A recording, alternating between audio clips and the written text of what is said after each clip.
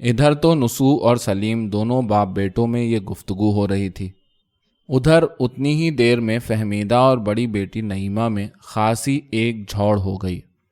نعیمہ اس وقت 2 برس کی بیاہی ہوئی تھی، 5 مہینے کا پہلوٹی کا لڑکا گود میں تھا، ناز و نعمت میں پلی، نانی کی چہیتی، ماں کی لاڈو، مزاج کچھ تو قدرتی تیز، ماں باپ کے لاڈ پیار سے وہی کہاوت ہے، کریلا اور نیم چڑھا، اور بھی چڑچڑا ہو گیا تھا۔ ساس نندوں میں بھلا اس مزاج کی عورت کا کیوں گزر ہونے لگا تھا؟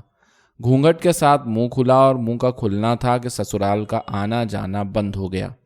اب 6 مہینے سے ماں کے گھر بیٹھی ہوئی تھی، مگر رسی جلی پر بل نہ گیا، باوجود کہ اجڑی ہوئی میکے میں پڑی تھی، مزاج میں وہی تنتنا تھا، کنوار پنے میں 1.25 گز کی زبان تھی، کچھ یوں ہی سا لحاظ بڑی بوڑھیوں کا تھا، سو بیاہے سے ان کو بھی دھتکار بتائی۔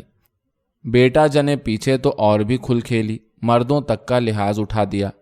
فہمیدہ نے میاں کے روبرو بیٹیوں کا بیڑا اٹھاتے تو اٹھا لیا تھا، لیکن نعیمہ کے تصور سے بدن پر رونگٹے کھڑے ہو جاتے تھے، اور جی ہی جی میں کہتی تھی کہ ذرا بھی میں اس بھڑوں کے چھتے کو چھیڑوں گی تو میرا سر مونڈ کر بھی بس نہیں کرے گی۔ 100 منصوبے ذہن میں باندھتی تھی، مگر نعیمہ کی شکل نظر پڑی اور سب غلط ہو گئے۔ ماں تو موقع اور محل ہی سوچتی رہی، نعیمہ نے خود ہی ابتدا کی۔ بڑے سویرے بچہ حمیدہ کو دے کر خود ہاتھ منہ دھونے میں مصروف ہوئی۔ جب حمیدہ نے دیکھا کہ نماز کا وقت نکلا جاتا ہے، بچے کو بٹھا نماز پڑھنے لگی۔ بچہ کس عقل کھری ماں کا تھا، بٹھلانا تھا کہ بلبلا اٹھا۔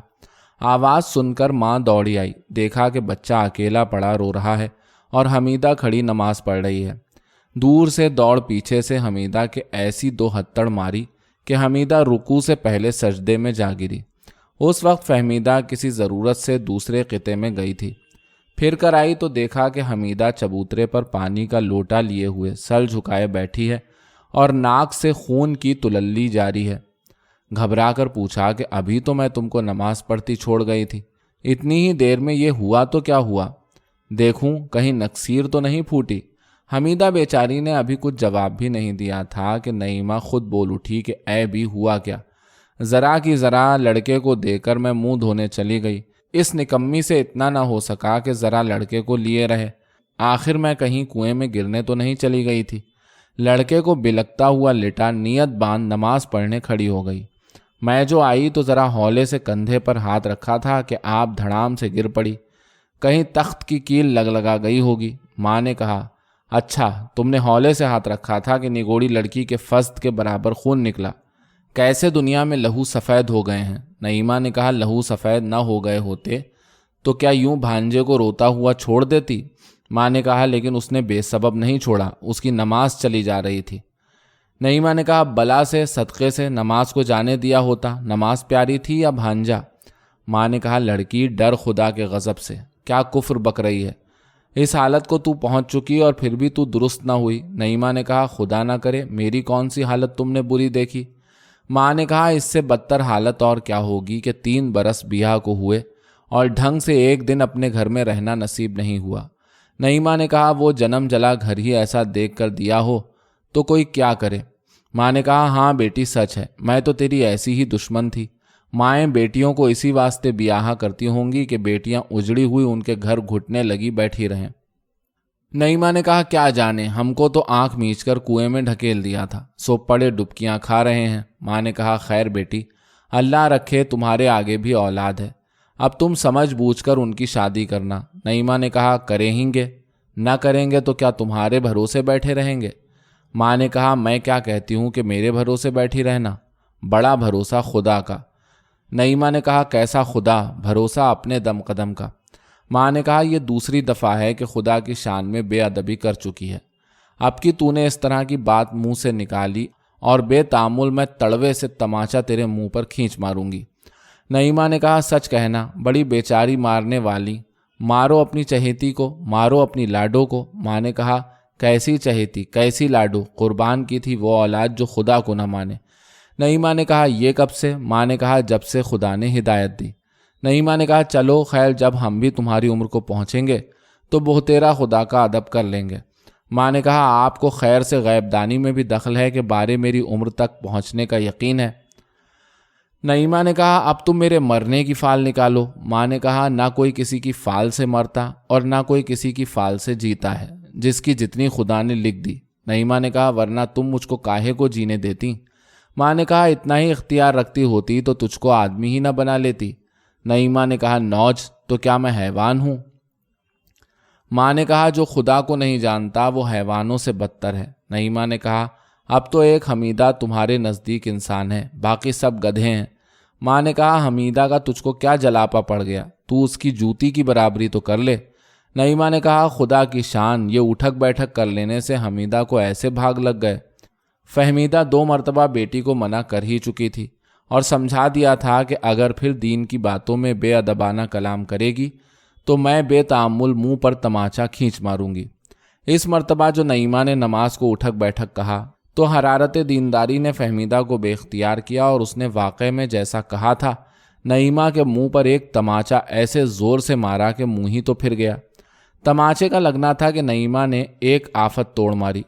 سب سے تو پہلے اس نے دے دھواں دھوں اپنے بے زبان معصوم بچے کو پیٹ ڈالا۔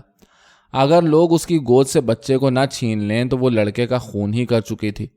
اس کے بعد تو اس نے عجب فعل مچائے، گھنٹوں تک تو پٹخنیاں کھایا کی، کپڑوں کا ایک تار باقی نہ رکھا۔ نہیں معلوم اس کا سر تھا یا لوہے کا گولا تھا کہ ہزاروں تو 2 ہتھڑیں اس پر پڑیں، آدھے سے زیادہ بال کھسوٹ ڈالے، سینکڑوں ٹکریں دیواروں میں ماری۔ حیرت ہے کہ وہ سر بچا تو کیوں کر بچا۔ اس کے پاکھنڈ دیکھ کر سارا گھر تھرا اٹھا اور لوگ ڈرنے لگے کہ ایسا نہ ہو تھانے والے غل سن کر اندر گھس آئیں۔ بارے بمشکل پکڑ دھکڑ کر کوٹری کے اندر دھکیل اوپر سے کنڈی لگا دی۔ نیچے گھر میں اتنا غل ہوا مگر بالا خانہ کچھ ایسا الگ سا تھا کہ نصوح کو مطلق خبر نہیں ہوئی۔ جب سلیم باپ سے باتیں کر کے نیچے اتر آیا تو فہمیدہ اوپر گئی۔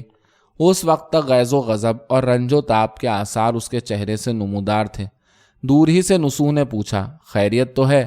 فہمیدہ نے کہا اللہ تعالیٰ خیریت ہی رکھے۔ کیوں، تم نے کیا سمجھ کر پوچھا؟ نصوح نے کہا تمہارے چہرے پر ہوائیاں اڑ رہی ہیں، ہونٹ خشک ہو رہے ہیں، سر سے پاؤں تک کھڑی کانپ رہی ہو۔ آخر یہ سب باتیں بے سبب تو نہیں ہیں؟ فہمیدہ نے نعیمہ کی اور اپنی تمام سرگزشت بیان کی۔ نصوح یہ ماجرا سن کر دم بخود ہو گیا۔ آدھے گھنٹے کے قریب دونوں میاں بیوی چپ سناٹے میں بیٹھے رہ گئے۔ آخر فہمیدہ نے کہا پھر اب کیا صلاح ہے؟ نصوح نے کہا صلاح یہی ہے کہ جو ہونی ہو سو ہو، اب نرمی اور لینت نہیں کرنی چاہیے۔ معاذ اللہ، ایسا برا عقیدہ بھلا کوئی کہہ سکتا ہے کہ یہ کسی اسلام کے خاندان کی لڑکی ہے؟ معلوم ہوتا ہے کہ خدا اس کے نزدیک کوئی چیز ہی نہیں۔ مجھ کو تو اس کے ساتھ کھانا حرام ہے۔ بڑی خیریت گزری کہ میں وہاں موجود نہ تھا، ورنہ میرے روبرو ایسا کلمہ اس کے منہ سے نکلا ہوتا تو شاید میں تلوار کھینچ مارتا۔ ایسی اولاد کے ہونے سے نہ ہونا اچھا۔ بہتر ہوگا کہ ابھی پالکی منگا اس کو اس کی سسرال پہنچا دو۔ فہمیدہ نے کہا بھلا کیسی باتیں کرتے ہو؟ بے طلب بے تقریب بھیج دیں تو ایک تو پہلے ہی اس نے اپنی عزت کو خاک میں ملا رکھا ہے، رہی صحیح اور بھی غارت ہو۔ مجھ کو کیا خبر تھی، ورنہ تمہاری عیادت کی تقریب سے عورت مرد سارا سمدھیانہ آیا تھا اور اس کے لے جانے کے لیے منتیں کرتے تھے۔ نصوح نے کہا جو کمبخت عورت خدا کی عزت و حرمت نہ رکھے وہ دنیا میں ہر طرح کی بے عزتی اور بے حرمتی کی سزاوار ہے۔ جب اس کو خدا کا پاس ادب نہیں، مجھ کو ہرگز اس کا پاس محبت نہیں۔ فہمیدہ نے کہا میں کہتی ہوں شاید اب بھی یہ درست ہو جائے۔ نصوح نے کہا توبہ توبہ، اس کے دل میں مطلق نور ایمان نہیں، وہ سرے سے خدا ہی کی قائل نہیں، پھر کیا درستی کی امید؟ فہمیدہ نے کہا سسرال بھیج دینا تو ٹھیک نہیں۔ نصوح نے کہا پھر مجھ سے کیا صلاح پوچھتی ہو؟ جو تمہارے جی میں آئے سو کرو، لیکن یہ ممکن نہیں کہ اس کے یہ خیالات ہوں اور میں اس کو اپنے گھر میں رہنے دوں، اور وہ رزق جو ہم کو خدا تعالیٰ اپنی مہربانی اور عنایت سے دیتا ہے وہ شخص اس میں کیوں شریک ہو جو خدا ہی کو نہیں مانتا؟ فہمیدہ نے کہا لیکن خدا تعالیٰ اپنا رزق کسی سے دریغ نہیں رکھتا، برے بھلے سب اس کے یہاں سے روزی پاتے ہیں۔ نصوح نے کہا میں اس کے رزق کا انسداد نہیں کرتا، لیکن میں اپنے رزق میں منکر خدا کو شریک نہیں کرنا چاہتا۔ فہمیدہ نے کہا ایسی سختی سے گھر میں کوئی کاہے کو رہنے لگا؟ نصوح نے کہا میں اس گھر کی فکر میں ہوں جہاں مجھ کو ہمیشہ رہنا ہے۔ دنیا کا گھر چند روزہ گھر ہے، آج اجڑا تو اور کل اجڑا تو ایک نہ ایک دن اجڑے گا ضرور۔ کیا میرے آباد کرنے سے آباد رہ سکتا ہے؟ فہمیدہ نے کہا ہاں، لیکن ایک مرے پیچھے اجڑنا، और एक जीते जी उजड़ना, इन दोनों में बड़ा फर्क है। नुसू ने कहा, लेकिन तुम दिल की ऐसी कच्ची थीं तो तुमने हामी क्यों भरी, और तुम्हारा ये हाल है तो वाकई में ख़ानदान की इस्लाह हो ही नहीं सकती। फहमीदा ने कहा, क्या औलाद के वास्ते जी नहीं कुड़ता? मैंने उनको इसी दिन के लिए पाला था कि ये बड़े होकर मुझसे छूट जाएं। बेशक मुझसे तो इतना सब्र नहीं हो सकता। इतना कहकर फहमीदा का जी भर आया और वो रोने लगी। नुसू ने कहा, मैं नहीं कहता कि तुम्हारा जी नहीं कुड़ता, और ना मैं ये कहता हूँ कि मुझको तुम्हारी बराबर ही उनकी मोहब्बत है, लेकिन मैंने ये भी तो नहीं कहा कि तुम उनको छोड़ दो। फहमीदा ने कहा, क्यों? अभी तुमने नईमा को ससुराल भेज देने के लिए नहीं कहा? नुसू ने कहा, क्या नईमा कभी ससुराल नहीं गई? और ससुराल भेज देना और छोड़ देना एक ही बात है। फहमीदा ने कहा, लेकिन एक हंसी खुशी जाना, जिस तरह दुनिया जहान की बेटियां मैके से जाया करती हैं, और एक लड़कर जाना, और लड़ाई भी ऐसी लड़ाई कि उम्र भर ऐसी नहीं हुई। मुझको याद नहीं कि मैंने नईमा को कभी हाथ भी लगाया हो। जवाब इससे ज़्यादा सख्त उसने दिए, मगर जब वो जवाब देती थी मैं हंस दिया करती थी। इस मर्तबा नहीं मालूम मैं कुछ ऐसी आपे से बाहर हो गई कि थप्पड़ खींच मारा। इतना भी मुझको ख्याल ना रहा कि ये ब्याही हुई है, साहिब औलाद है। नुसू ने कहा, अगर तुमने उसको थप्पड़ ना मारा होता तो मैं तुमसे पूछता कि तुम कैसी दीनदार थीं कि एक शख्स ने जिसके दफ़ा करने पर तुमको कुदरत हासिल थी, तुम्हारे मुंह पर खुदा की शान में बेअदबी की, इस्तिग़फ़ाफ़ व इस्तिहज़ा के साथ उसका नाम पाक लिया, और मुतलक तुमको बुरा ना लगा। फहमीदा ने कहा, बुरा ना लगता तो मैं मारती ही क्यों? नुसू ने कहा, बेशक तुमने मारा तो बहुत बजा किया, लेकिन अब इस पर अफसोस करना अपने तईं मुल्जिम बनाना है। फहमीदा ने कहा, लेकिन ये लड़की जो हाथ से जाती है? नुसू ने कहा, यह हालत तुम्हारे लिए एक इम्तिहान की हालत है। ईमान और औलाद दो चीज़ें हैं, और सख्त अफसोस की बात है कि इन दोनों का इकट्ठा होना मुमकिन नहीं मालूम होता। इस वास्ते कि हमारी औलाद दीन की अदू और ईमान की दुश्मन है। अगर औलाद का मुंह करें तो दीनों ईमान हाथ से जाता है, और अगर ईमान का हिफ्स करें तो औलाद छूटती है। बस तुमको इख्तियार है, दोनों में से जिसको चाहो लो। फहमीदा ने कहा, मैं ईमान लूँगी जो आक़िबत में मेरे काम आएगा। नुसू ने कहा, जज़ाकल्लाह, सद आफ़री है तुम्हारी फ़हम पर। बेशक ईमान बड़ी चीज़ है। फहमीदा ने कहा, रही औलाद, क्या करूं? छाती पर पत्थर रखूंगी। मुझको क्या खबर थी कि इस पेट कमबख्त को यूं आग लगेगी और इस नाशाद कोख में ऐसे कीड़े पड़ेंगे। फहमीदा ये कहकर बड़े दर्द व हसरत के साथ रोई कि उसको देखकर नुसू भी बेकरार हो गया। थोड़ी देर के बाद नुसू बोला कि दिल को मजबूत रखो और अल्लाह को याद करो। जब तुम्हारी नीयत बखैर है तो सब इंशाअल्लाह बेहतर ही बेहतर होगा। वो बड़ा कादिर है, चाहे तो दम के दम में हमारी सारी औलाद को वली कर दे। दुआ करो कि अल्लाह उनको नेक राह दिखाए। फहमीदा ने कहा, रुआं रुआं दुआ कर रहा है, अल्लाह कबूल करे, और उसी से लौ लगी है।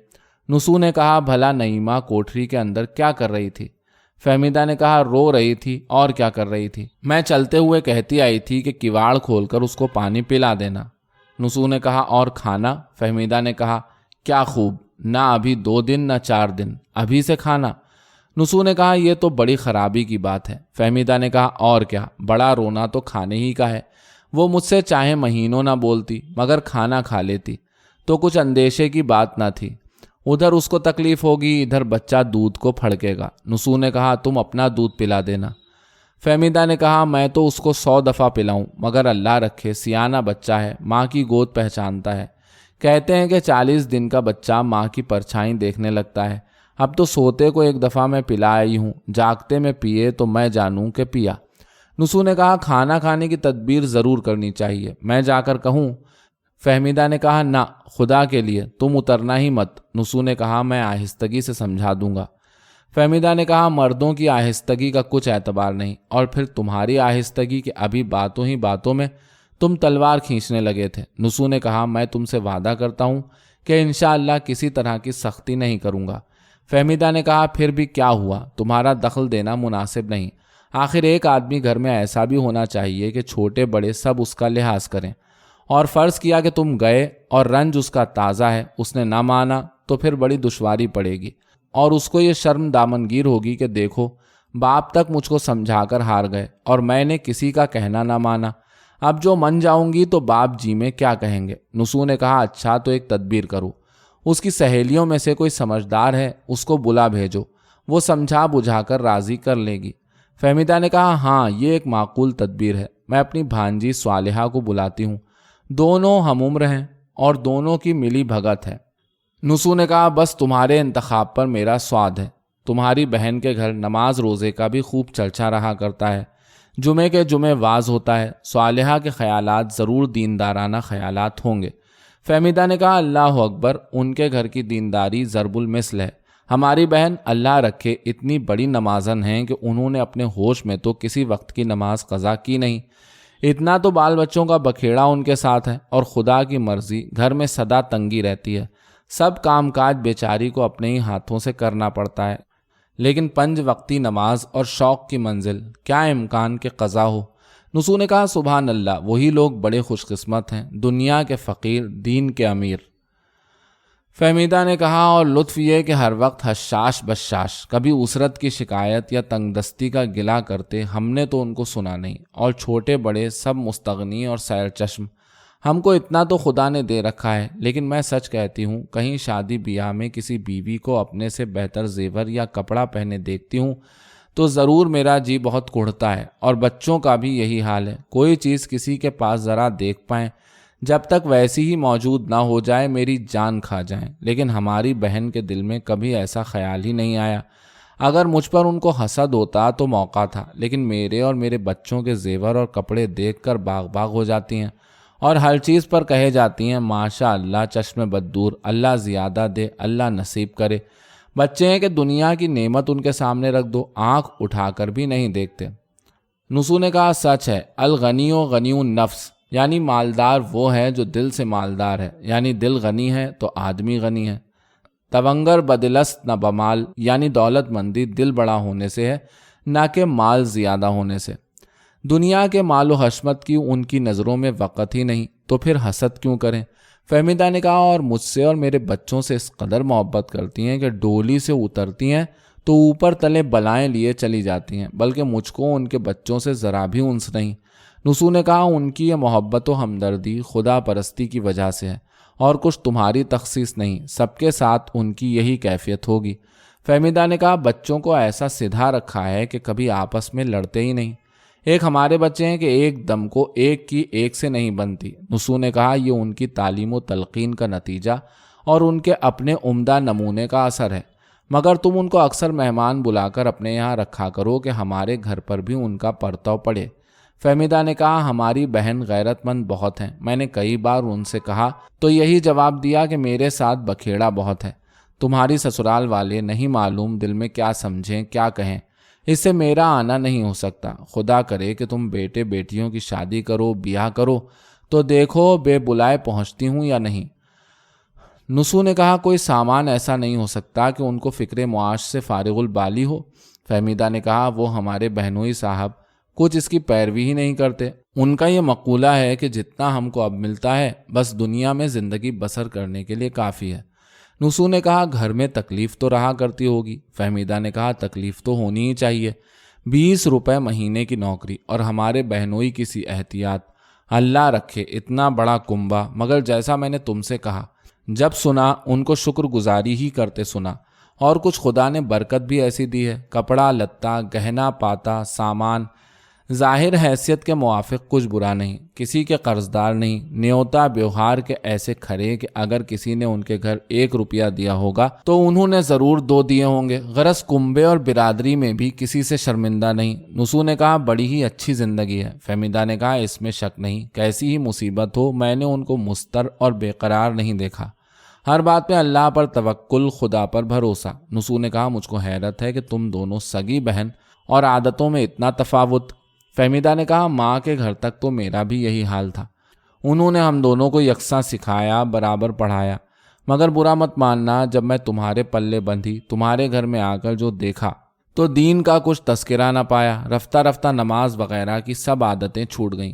ہماری ماں اللہ جنت نصیب کرے بڑی ہی دیندار تھیں۔ جب دلہن کو رخصت کرتے ہیں تو دستور ہے کہ بیٹی کی ماں بیٹے کی ماں سے کہا کرتی ہے کہ میں تمہاری خدمت کو یہ لونڈی دیتی ہوں۔ ہماری ماں نے مجھ کو اب تک یاد ہے رخصت کرتے وقت اماں جان سے یہ کہا تھا کہ دیکھو بوا، میری لڑکی نے آج تک نماز قضا نہیں کی، اب میں اس کو تمہارے سپرد کرتی ہوں، اتنا خیال رکھنا کہ اس کی نماز قضا نہ ہو، ورنہ میں بری الذمہ ہوں۔ اس کا وبال اس پر ہوگا یا تمہاری گردن پر۔ جب میں نئی نئی بیاہ کرائی تو شرم کے مارے اٹھتی میں نہ تھی، چلتی پھرتی میں نہ تھی۔ تمام کنبے کی عورتیں ایک دم کو مجھ سے الگ نہ ہوتی تھیں کہ میں تنہائی پا کر 2 رکعت نماز پڑھ لیتی، اور باوجود کہ میری ماں نے چلتے چلتے اماں جان سے کہہ دیا تھا، مگر انہوں نے بھی کچھ خیال نہ کیا۔ بس اسی دن سے میری نماز جانی شروع ہوئی۔ 2-4 دن تو دل کو افسوس رہا، ہوتے ہوتے عادت چھوٹ گئی اور ایسی شامت کی مار آئی کہ پھر مجھ کو نماز نہ پڑھنے کا رنج بھی نہیں ہوتا تھا۔ غرض دنیا کی چند روزہ شرم نے مجھ کو پکی بے دین بنا دیا، اور میری وہی کہاوت ہوئی کہ جس نے کی شرم اس کے پھوٹے کرم۔ لیکن چونکہ نماز کی خوبی بچپن سے ذہن میں بیٹھ چکی تھی، اب بھی اتنا تھا کہ جس دن سرد ہویا 2-4 وقت کی نماز ضرور پڑھ لیا کرتی تھی، یا کوئی بال بچہ بیمار ہوا تو نماز پڑھنے لگی۔ جب خدا نے اس تردد کو رفع کر دیا پھر چھوڑی۔ اب البتہ میں نے مصمم عہد کر لیا ہے کہ برابر نماز پڑھوں گی۔ خدا میرے قول کو پورا کرے۔ نسو نے کہا آمین ثم آمین۔ اس کے بعد فہمیدہ نے نیچے اتر کر فوراً صالحہ کے واسطے ڈولی بھیجی اور لونڈیوں سے کہہ دیا کہ کہار سواری لے کر آئیں تو چپکے سے پہلے مجھے خبر کر دینا۔